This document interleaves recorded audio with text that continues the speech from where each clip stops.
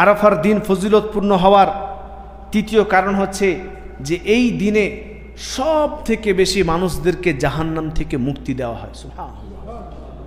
জাহান্নাম থেকে মানুষদেরকে সব থেকে বেশি এই আরাফার দিন 9 তারিখের দিন মুক্তি দেওয়া হয়। তাই এই দিন আমাদের কাছে গুরুত্বপূর্ণ হতে হবে।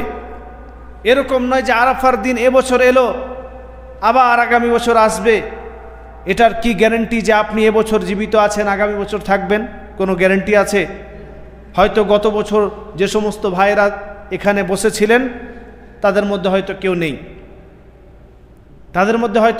কেউ নেই, চলে গেছেন দুনিয়া থেকে, তো কোনো গ্যারান্টি নেই। তাই যে সময় যেটুকু আপনি পাবেন, যেটা আপনার জন্য আমার জন্য ফজিলতপূর্ণ, সেটাকে গুরুত্ব দিতে হবে এবং সেটার ফজিলত বুঝে সে সময় যে কাজগুলি আল্লাহ রাসূল সাল্লাল্লাহু আলাইহি ওয়াসাল্লাম করেছেন সেগুলো করতে হবে। তৃতীয় কারণ কি উল্লেখ করলাম? তৃতীয় কারণ হচ্ছে যে জাহান্নাম থেকে সব থেকে বেশি মানুষদেরকে মুক্তি দেওয়া হয়। এ সম্পর্কে সেই মুসলিমে হাদিস রয়েছে, রাসূল সাল্লাল্লাহু আলাইহি ওয়াসাল্লাম তিনি বলেন, মা মিন ইয়াউমিন আকসারা মিন আন ইউতিকাল্লাহু ফীহি আবদান মিনান নার মিন ইয়াউমি আরাফা।